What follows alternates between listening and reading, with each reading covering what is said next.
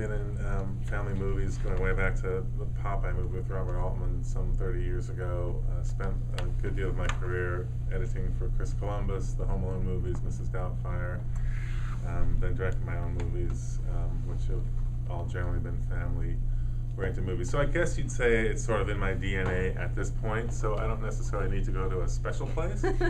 But when I do get a family movie, the challenge, because I do read a lot of scripts that I pass on, the challenge for me is to find something with a little bit of soul, with a little bit of a message, with some humor and something unique that makes it worth making, in my opinion. I never set out to make a family film. Like, it's never my intention. My intention is to make a film that's appropriate for anyone who's 2 to 100, okay, in that. And it's really about story and character. So, you know, whether it was Fried Green Tomatoes years ago or whether it was Charlotte's Web or this, all of them, I think, have subject matter that's really very appropriate for adults and goes over kids' heads, and it has subject matter that hits the sweet spot of younger audiences, both.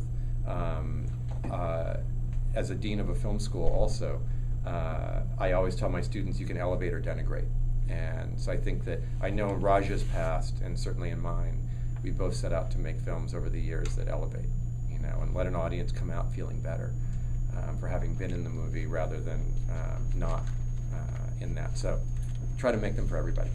To present-day generations, just the fun of seeing a Smurf run across the street in their world, in their neighborhood, that you could hold in your hand, was a very strong appeal. How did you decide which 6 Smurfs would come to our world? It was a big decision. Initially, in the early scripts, there was 45 to 100 Smurfs. I mean, they were all going to come through, basically. And the budget act slowly dropped on that idea, unfortunately, because it would have been unwieldy. And honestly, about the second or third week of shooting, I was like, thank God we don't have 100 Smurfs here, because I was busy trying to stage 6 on a tabletop or, you know, on a sofa or something. And if I had another 50 to worry about, I don't know what I've done. So the decision was made, like any ensemble movie, you want specific voices for specific situations. So, you know, we needed Papa because he is the leader of the family. He's the wise one. He's the one that's going to get them home. He's going to calm the kids, sort of a thing. We needed Smurfette. She's the only girl. She's the most popular Smurf that there is. We needed Brainy because he's brainy, he can come up with ideas, even though a lot of times they're wrong, but, you know, of course, in our movie, he eventually gets it right. Grouchy Smurf, I mean, how can you not make, I mean, there's always a moment when, in any Foxhole movie where all the guys are saying, yeah, we're going to do it, and the other guy's going, no, I'll never make it work. So I think you just need that voice. And then Gutsy Smurf, we wanted like an action guy, you know, and the Smurf universe as it existed at that time didn't necessarily have that straight up action guy, like a first through the breach type of a guy. And so Gutsy Smurf was introduced to the world for this. And then Clumsy Smurf is just a sweet guy. All he wants to do is do well, and all that happens is he keeps messing up. And so it gave him a nice arc to sort of express that to Grace, and then to eventually rise up into the movie. So it felt like those 6 Smurfs gave us a lot of great voices to work with, a lot of great interaction to work with, and some good story arcs along the way. And Gutsy, because what the animators did with that hair is just, to me, even these close-ups, and the lines, extraordinary. Yeah, they're really extraordinary in that, and so we were able to design around that character. There'll be, you know, if we're fortunate and the audience really appreciates the movie, we're already writing a sequel screenplay, and some other Smurfs will come forward who are already in this movie. There are about 10 that you didn't get to see today. You saw, but you only saw them in like Vanity, and there were some others that you would see who will come forward more in the second movie. So. Well, I mean, I feel like we we never set out to reinvent the Smurfs. We just started out to bring them alive, to bring them to life, to bring them into 3D, the 3D world, and the story it's a great story. It's Smurfs E.T. I mean, they want to go home. They're in this strange land. They enlist the help of this family, and through being with the family, they actually change the family's lives. And for their wholesomeness and their Smurfiness to drop into the middle of the least Smurfy, least wholesome place possibly, in the world, and see how we love New York, though. Yes, we do. See how those two worlds affect each other positively was just a great storytelling setup. And also, if I could add that the world that we bring the Smurfs into, I think Hillary Clinton put it best when it said it takes a village. It's a community.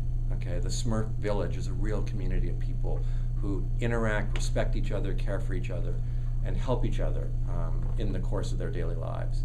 And a little bit of that seems to have been lost in our country, and maybe around the world. And we thought that would be an elegant allegory in that way, to put that underneath the story, but have it be omnipresent in what you feel, in terms of accepting the differences in people, and not accepting them, embracing them and loving them as part of a bigger family. And the beauty is in the difference, not in being the same. So that was something that we took directly from Payout, that we were going to, the entire Smurf village sequence, we were going to do that with miniatures. And Raj and I met with the miniature companies, we designed the miniature set, we knew where we were going to put the miniature set, we engaged all that, and that's when we went over to Avatar just before we started. And they said to us, no, don't do that, make it CG. Landau and everybody were just saying to us, don't do it this way. And then we started to investigate Alice in Wonderland, which the studio was doing at that moment. And when we were at Avatar, we weren't looking so much at the Na'vi, although we were astounded at looking at them, because we loved the film and thought they were spectacular, as Cameron called them, the big Smurfs.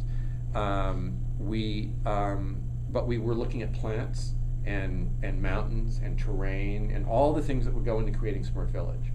And then we saw all the work on Alice, and we knew, of course, ImageWorks had done a tremendous amount of research for Alice in that, and that's where we had to invent all of these other elements of technology. So, if we're fortunate and we have a sequel, that will be building on all that technology. In the Walk This Way, we knew we had this Guitar Hero scene that was in the movie. We couldn't figure out a song, and so it was one weekend I was freaking out because we were going to shoot it right away.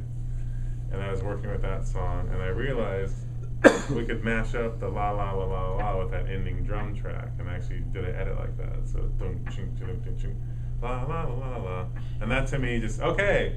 So it was not only just a fun moment, but it's symbolically their two worlds would come together. Neil brought his 21st century technology. The Smurfs brought their 14th century joy and la la, and the two meshed together perfectly, and it was just so that's how that song was. There's a 22-minute original movie that we're making right now with ImageWorks. It is all animated. That will come out because, oh my goodness, the DVD comes out at Christmas. So it is. Imagine that. Thank you. Yes, it is a Christmas-themed Smurf 23-minute piece. That is just spectacular. And one of the great conceits of it is that we enter, it's a little bit of the Christmas Carol, so we enter into the present world with the Smurfs that everyone will have known from our movie, the 3D photoreal Smurfs, in a photoreal Smurfs village, the village that you all saw when you saw the film today. And then when they go back into, I don't want to give away too much, Grouchy's dream, okay, we're now in the 2D world of the Smurfs, much more traditional in terms of what you would have originally seen in a Smurfs cartoon in that way, is as distant memory in that way, and then we go back into live action. You'll see one of the things I put at the end of the movie was a little credit at the end that says no digital cat was harmed in the making of this movie. Thank you so much. Thanks, you guys. Thank you guys.